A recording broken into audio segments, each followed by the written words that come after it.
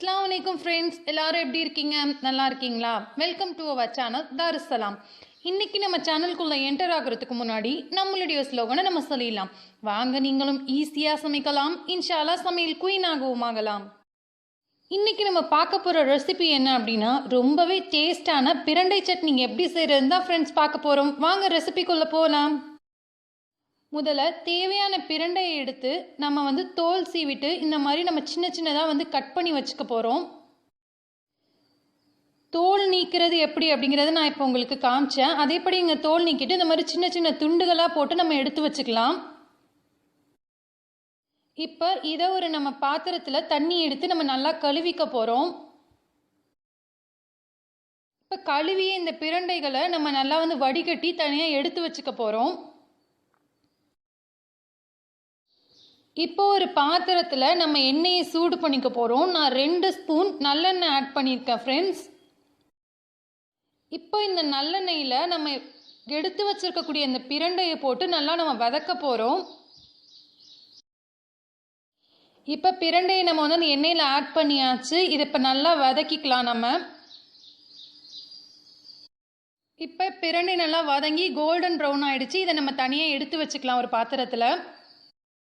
இப்போ இது கூடவே நம்ம ஆட் பண்ண போகிற பொருள் என்ன அப்படின்னா, 2 தக்காளி, 2 பெரிய பல்லாரி வெங்காயம். சின்ன வெங்காயமாக இருந்தால் 10லிருந்து 12 ஆட் பண்ணிக்கலாம்.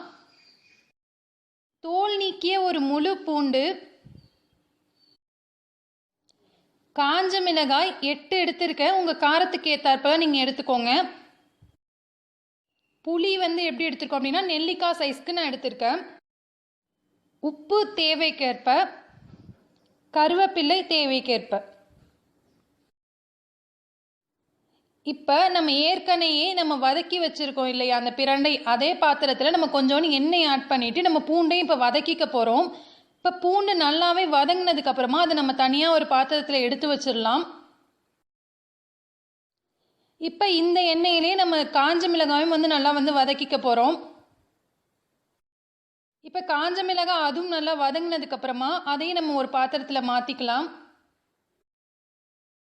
இப்போ அதே எண்ணெயில் நான் தக்காளியும் வெங்காயம் ஆட் பண்ணிக்க போகிறேன். இந்த வெங்காயமும் தக்காளியும் நம்மளுக்கு நல்லா வதங்குற அளவுக்கு நம்ம பொறுமையாக வதக்கிட்டே இருக்கணும் ஃப்ரெண்ட்ஸ். மற்ற எல்லாம் கூட கொஞ்சம் சீக்கிரம் வதங்கிடும். ஆனால் அந்த தக்காளியும் வெங்காயமும் வதங்குறதுக்கு ஒரு 2லேருந்து 3 நிமிஷம் ஆகும். நம்ம கொஞ்சம் பொறுமையாக தான் வதக்கணும். இப்போ நமக்கு நல்லாவே வதங்கினதுக்கப்புறமா நம்ம எடுத்து வச்சுருக்கக்கூடிய அந்த புளியும் இப்போ ஆட் பண்ணிக்கிறோம். இப்போ புளியும் சேர்த்து நம்ம நல்லா வதக்கிக்கலாம்.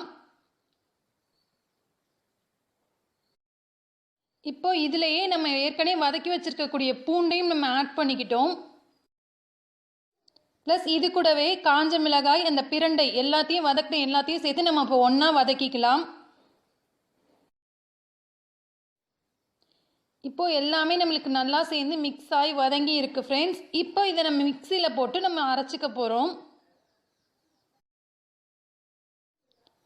வதங்கின உடனே நீங்கள் மிக்சியில் போட்டுறாதீங்க. கொஞ்ச நேரம் ஆற விட்டதுக்கப்புறமா நம்ம மிக்சியில் போட்டுக்கலாம். இப்போ மிக்சியில் நம்ம போட்டாச்சு. இதில் தேவைக்கேற்ப நம்ம இப்போ உப்பையும் நம்ம ஆட் பண்ணிக்கலாம். ப்ளஸ் நம்ம ஏற்கனவே எடுத்து வச்சுருக்கக்கூடிய கருவேப்பிலையும் நம்ம இப்போ ஆட் பண்ணிக்க போகிறோம் ஃப்ரெண்ட்ஸ். இப்போ எல்லாமே நம்மளுக்கு சேர்ந்து மிக்ஸ் ஆயாச்சு. இப்போ இதில் தேவைக்கேற்ப நம்ம தண்ணியும் ஆட் பண்ணிவிட்டு நம்ம மிக்சியில் நல்லா அரைச்சிக்க போகிறோம்.